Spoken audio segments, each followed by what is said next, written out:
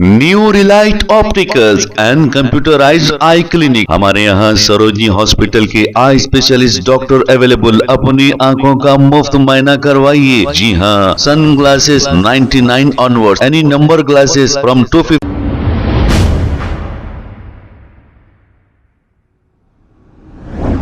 अस्सलाम वालेकुम नाज़रीन, 7H न्यूज़ में आपका इस्तकबाल है। अभी जो 2024 का लोकसभा इलेक्शन है, इसकी अहमियत के लिए मैं आपको एक मिसाल देना चाहूँगा कि दुनिया में 195 ममालिक है, जिसमें से 194 ममालिक के मुसलमानों पर सिर्फ 4 फ़राइज़ है।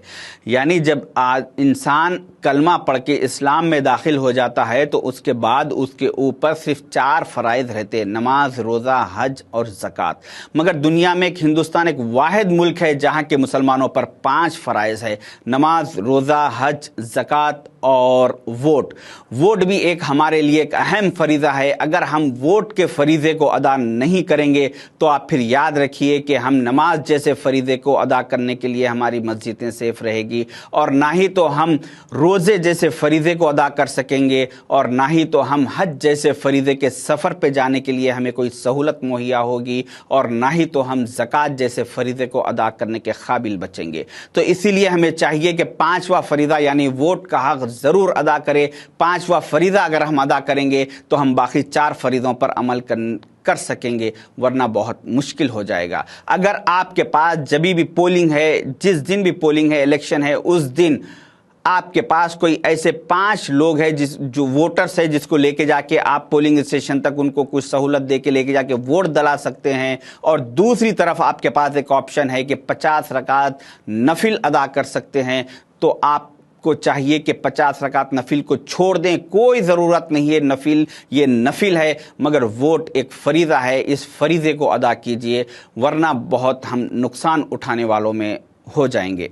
हर महल्ले के 15 से 20 लोग इलेक्शन से एक दिन पहले बैठे, ज़िम्मेदार लोग, नौजवान बैठे और एक सिस्टम बना लें कि एक हर आदमी अपने अपने इस्तेताअत के हिसाब से कोई 50 वोट, कोई 70, 80, 100 वोट की जिम्मेदारी ले ले, कि एक लिस्ट बना लीजिए कि आपका नाम के साथ आपके घर के कितने वोट्स है, फिर पड़ोसियों का इनका नाम और उनके घर के 7 वोट, उनके 8 वोट, ऐसा एक 50-100 वोट की एक लिस्ट बना ले के आप लोग इलेक्शन के दिन लोगों के घरों पर जाइए, उनसे आज़िज़ी कीजिए, इंकिसारी कीजिए और कहिए कि आप चलिए, हम आपके लिए क्या सहूलत हो सकती है हम मुहैया करेंगे, आप चलिए अपना वोट का हक़ इस्तेमाल करिए।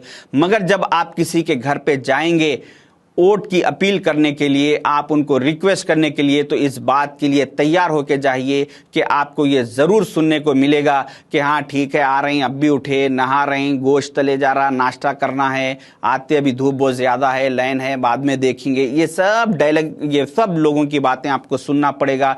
एक दिन सब्र का मादा रखिए और लोगों की ये बातें सुनिए, सुन के उनको लेके जाके उनको वोट दिलाने की ज़रूर आप कोशिश कीजिए।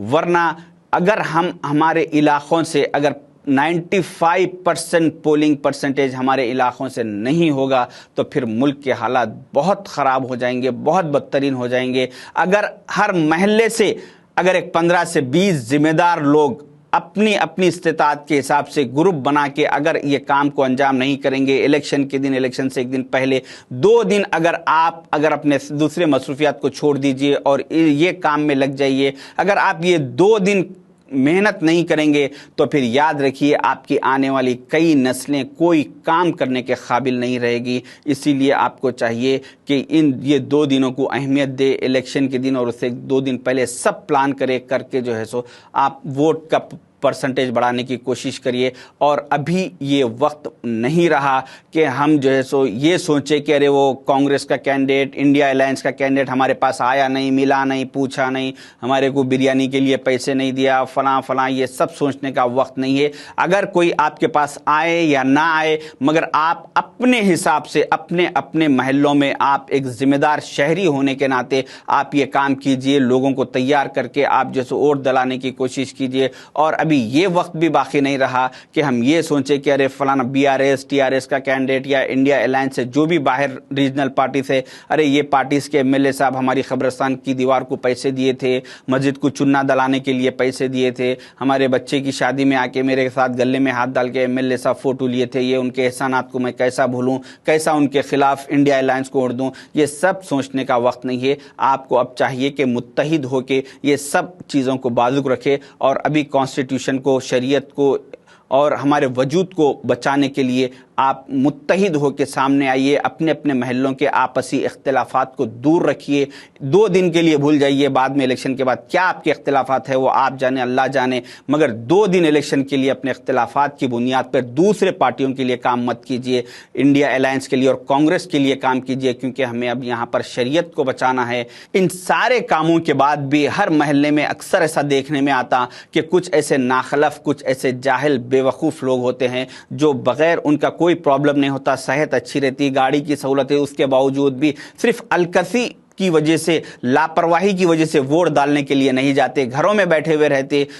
तो ऐसे लोगों के लिए महल्ले के जिम्मेदार लोग इलेक्शन के बाद बैठे और बैठ के इन वोटर लिस्ट में से इन लोगों का नाम निकलवा दीजिए। निकाल के इन लोगों को, अगर आपके महल्लों में कोई जानवरों की लिस्ट है तो उस लिस्ट में इन लोगों का नाम ऐड करवा दीजिए, क्योंकि ये इंसान नुमा जानवर है। इन लोगों को किसी की ना खुद की परवाह है, ना किसी दूसरों की, ना अपने मुल्क की परवाह नहीं है। तो ऐसे लोग वोटर लिस्ट में रहने के काबिल नहीं है, बल्कि जानवरों की लिस्ट में रहने के काबिल है। अभी जो इंडिया अलायंस का और NDA का जो हिसाब चल रहा है, अभी BJP और कांग्रेस का दोनों एक बराबरी लेवल पे चल रहे हैं, 50-50 पर चल रहे हैं। अगर इस मौके पर हम सही तरीके से हमारा अगर पोलिंग परसेंटेज बढ़ाएंगे, हमारा अक्सर मुस्लिम इलाक़ों में 30-35% पोलिंग होता, अगर हम इसको 95 तक लेके जाएंगे तो हम बराबर जो है सो कामयाब होंगे। हम एक जालिम हुक्मरानों को ख़त्म करने में हम बहुत अहम रोल हमारा रहेगा।